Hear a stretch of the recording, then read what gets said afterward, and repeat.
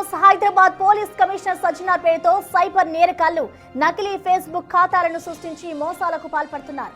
ఆపదలో ఉన్నారు, డబ్బులు పంపండి అంటూ స్నేహితులకు మోసపూరిత సందేశాలు పంపుతున్నారు. ఈ క్రమంలో ఒక స్నేహితుడు నిజమని నమ్మి ఏకంగా 20,000 పోగొట్టుకున్నాడని హైదరాబాద్ సిపి సజ్జనార్ తెలిపారు.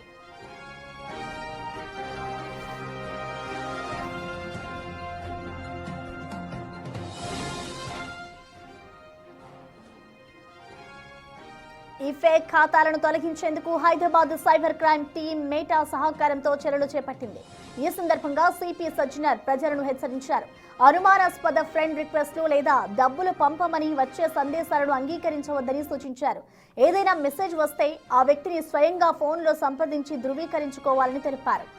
సైబర్ మోసాలపై 1930 హెల్ప్ లైన్లో ఫిర్యాదు చేయాలని కోరారు.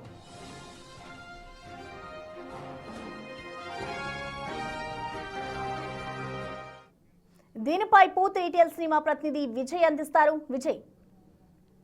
ప్రసన్న, అయితే హైదరాబాద్ సిపి సజ్జనార్ పేరుతో ఒక ఫేక్ ఫేస్బుక్ ఖాతాను సృష్టించి సైబర్ నేరగాళ్లు ఈ సైబర్ నేరానికి పాల్పడ్డారు. అయితే ఇది గమనించినటువంటి సజ్జనార్ ఫ్రెండ్ ఒకరు 20,000 రూపాయలు ఆ మోసగాళ్లకు సైబర్ కేటుగాళ్లకు సమర్పించుకున్నారు. అయితే ఆ వ్యక్తిగత ఫేస్బుక్ లింక్ పేజ్ పక్కన పెడుతూ సజ్జనార్ అయితే ఒక ట్వీట్ చేశారు. అలాగే ఎక్కువగా ఈ ఎవరైతే అఫీషియల్ పర్సన్స్ ఉంటారో, ఆఫీసర్స్ కావచ్చు లేకపోతే సెలబ్రిటీస్ కావచ్చు, వారి పేర్లతో అంటే వాళ్ళు ఎవరు కూడా లోకల్ పీపుల్ కావచ్చు, సాధారణ వ్యక్తులకు కావచ్చు రిక్వెస్ట్ అనేది పెట్టరు, ఫ్రెండ్ రిక్వెస్ట్ అనేది పెట్టరు.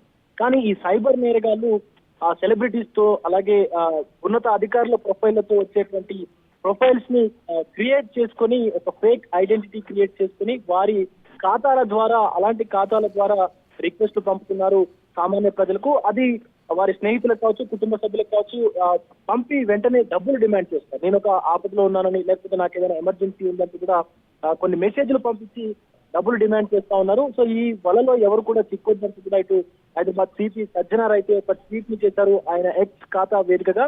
అయితే తన వ్యక్తిగత ఫేస్బుక్ లింక్ ని కూడా ఆ ఖాతాలో మెసేజ్ లో ఉంచి ఎవరు కూడా తన పేరుతో లేదా ఏ అధికారి ప్రముఖమైనటువంటి వ్యక్తి పేరుతో కూడా వచ్చేటువంటి ఫేస్బుక్ లింక్స్ కావచ్చు, అలాగే ఇతర ఇన్స్టాగ్రామ్ లింక్స్ కావచ్చు, అవేది కూడా స్పందించవద్దు వాటి తరపు నుంచి అంటూ కూడా మాట్లాడుకొచ్చారు. అలాగే డబ్బులు పంపాలనేటువంటి వచ్చేటువంటి సందేశాలను అయితే అసలే నమ్మొద్దు, వీలైతే ఆ నెంబర్స్ ని బ్లాక్ చేయాలి, వెంటనే సైబర్ మోసాలను 1930 హెల్ప్ లైన్ కు లేదా గవర్నమెంట్ కు సంబంధించిన cyber crime.gov.in లో రిపోర్ట్ చేయండి అంటూ కూడా ఒక వెబ్సైట్ ని కూడా అక్కడ ఆయన పోస్టులు అయితే ఉంచారు సజ్జనార్. అలాగే మనమంతా జాగ్రత్తగా ఉంటేనే సైబర్ నేరగాళ్ళ అంటే మనం పడకుండా ఉంటామంటూ కూడా సజ్జనార్ కూడా ఒక ట్వీట్ అయితే చేశారు.